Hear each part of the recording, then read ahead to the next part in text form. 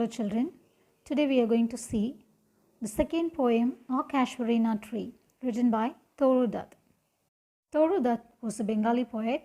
She loved the land of her birth and remained thoroughly Indian in her consciousness and sensibility. She wrote poems and literary works in English and French. Her family was a family of distinguished intellectuals and poets.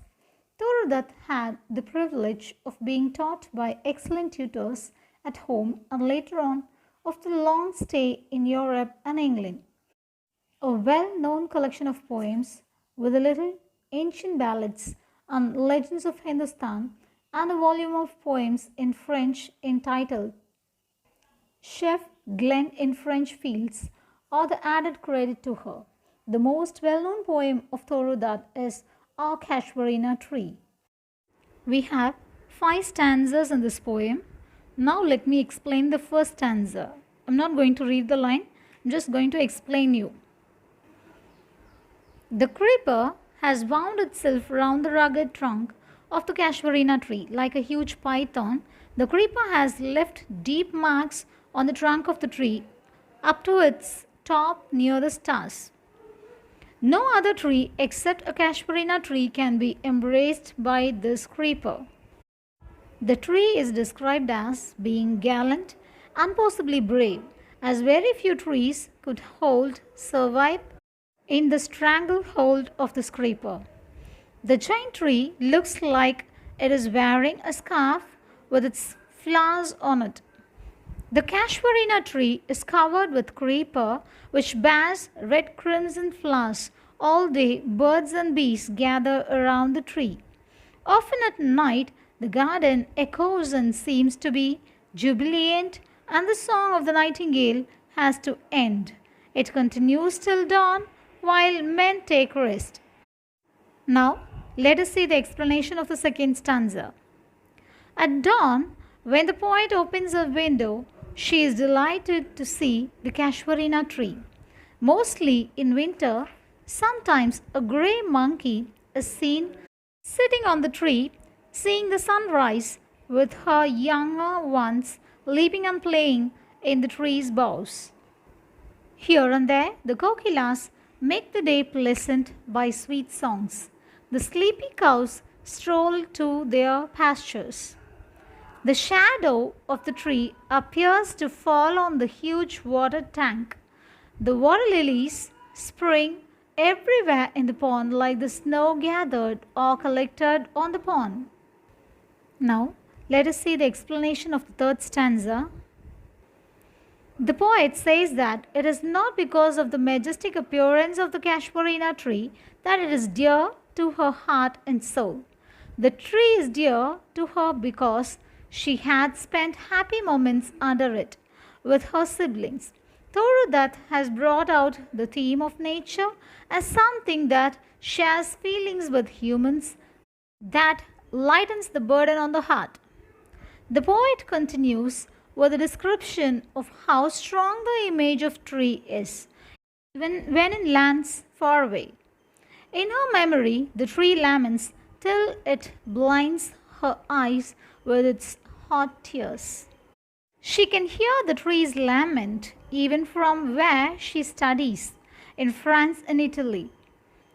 It is the strange lament that could perhaps be heard or reach the unknown lands.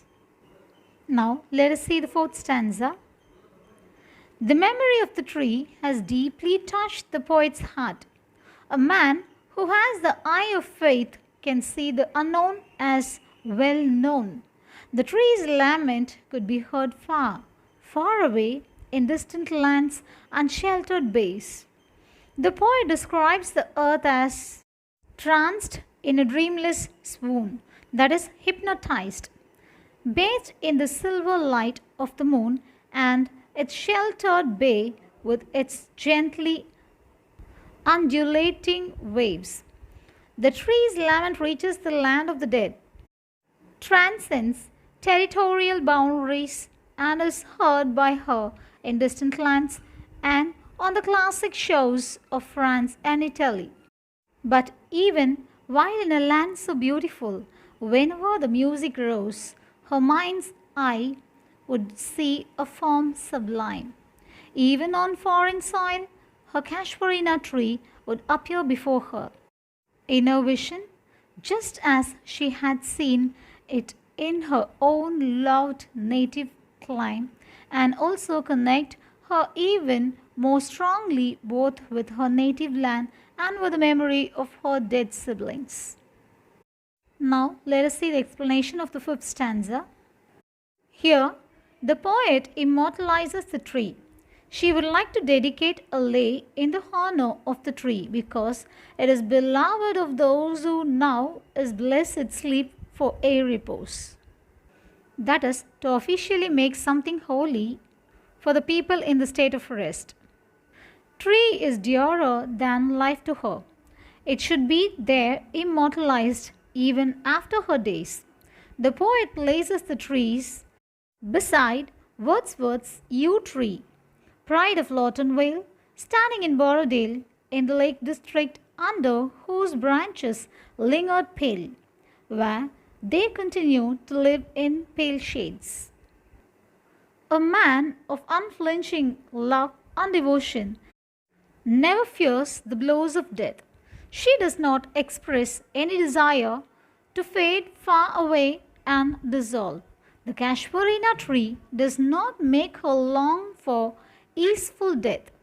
Instead, even though its timelessness mocks the transience of the human world, the tree is to her a support, a reminder of joy she once experienced with her siblings. Okay, children, in this poem we have figure of speech.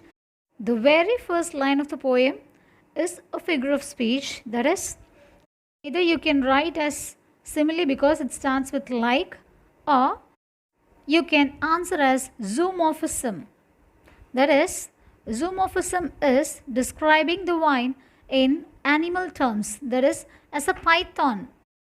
This is used to illustrate movement, making the tree seem more actively alive and also implying movement. This is a suitable indication of the process of life. So, you have to learn the paragraph from this poem and ERC, reference to the context, appreciation questions and figure of speech. Thank you, children.